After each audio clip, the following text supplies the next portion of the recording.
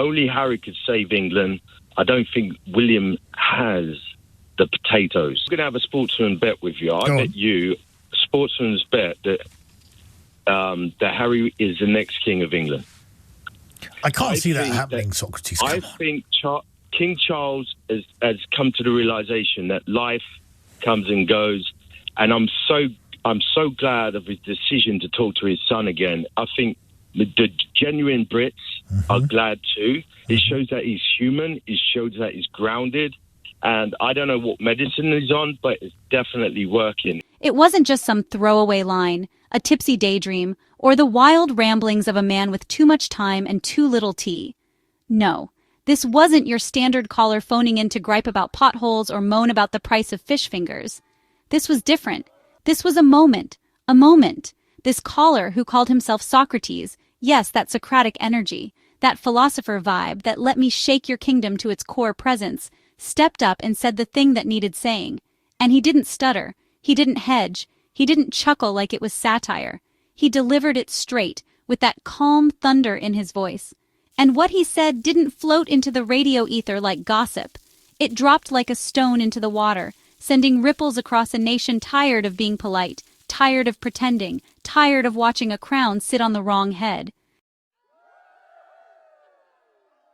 Because in that short, electrifying moment, Socrates didn't just make a claim, he cracked something open. He cracked through the polished veneer of monarchy and reached into the rawness, the ache, the unspoken truths many have swallowed for years.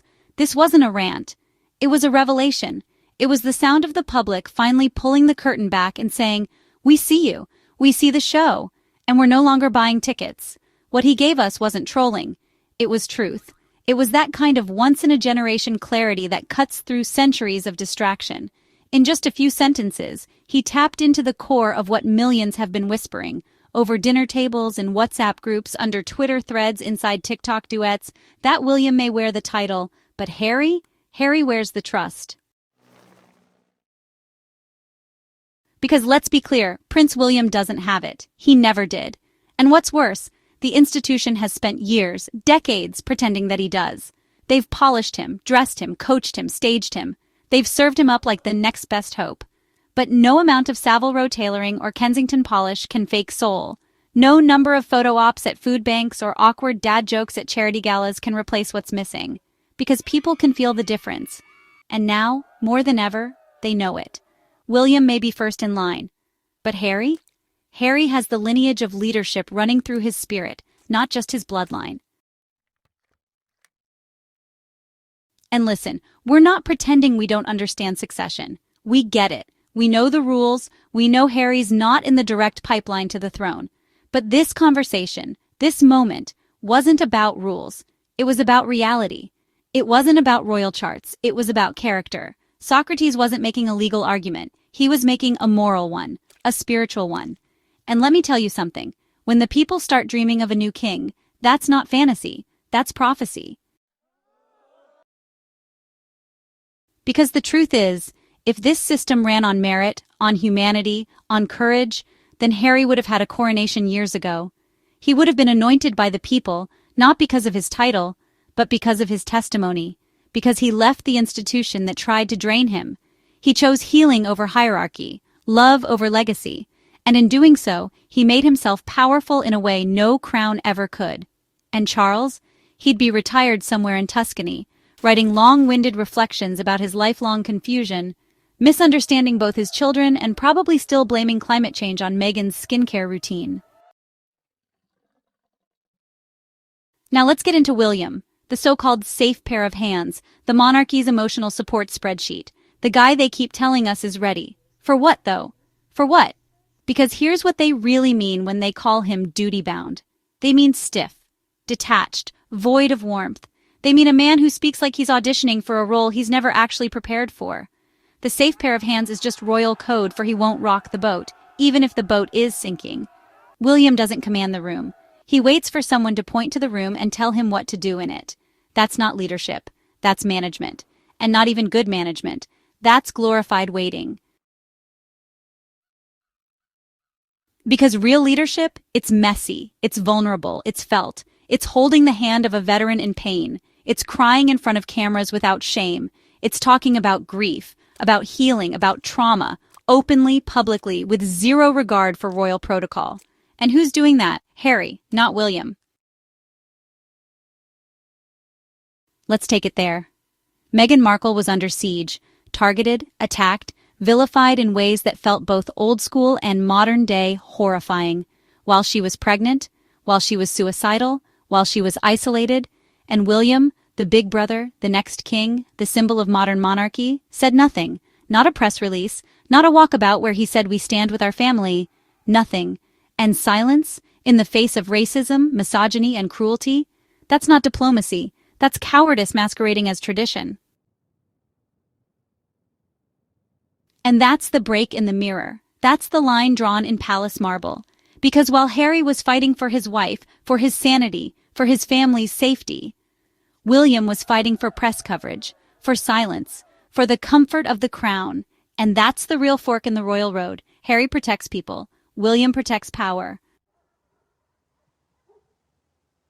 So when Socrates said, William doesn't have the potatoes, laughter. Listen, it wasn't just a clapback. It was a cultural shift in one sentence, a truth bomb, because people are over the idea that royalty should just be handed down like an old brooch. They want to see someone who earns it, lives it, bleeds it, someone who embodies the world we live in, not the world Britain pretends it still owns. And that brings us to the modern royal charade.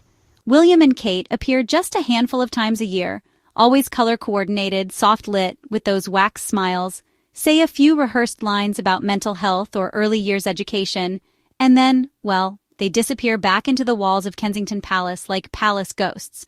Meanwhile, Harry and Meghan are out there building brands, creating content, feeding minds, raising kids, hugging strangers, planting gardens, making documentaries. And honestly, they're doing it all without royal money, without tabloid cheerleaders, without access to Buckingham's centuries-old media machine.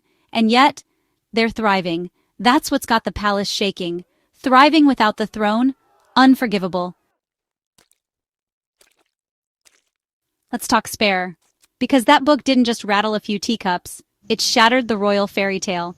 William came out of that book not like a prince, but like a petty, paranoid, emotional manipulator who threw punches, gaslit his brother, and let his ego be coddled by the firm while Harry begged for peace. And yet, in that same book, Harry showed us everything. The pain, the shame, the heartbreak, the growth.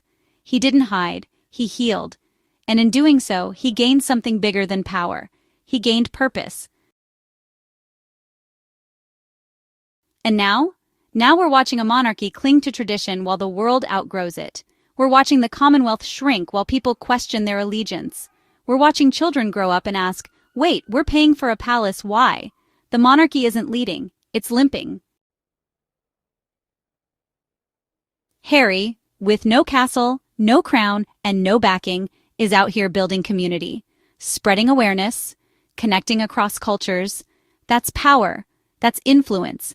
That's monarchy without monarchy. So no, Harry won't ever be crowned in gold.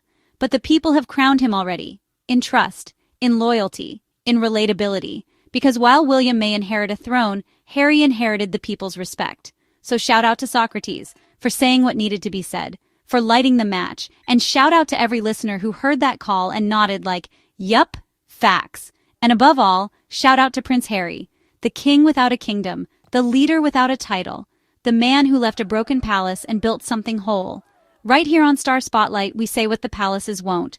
No bows, no groveling, just truth. Long live the king, with or without a palace.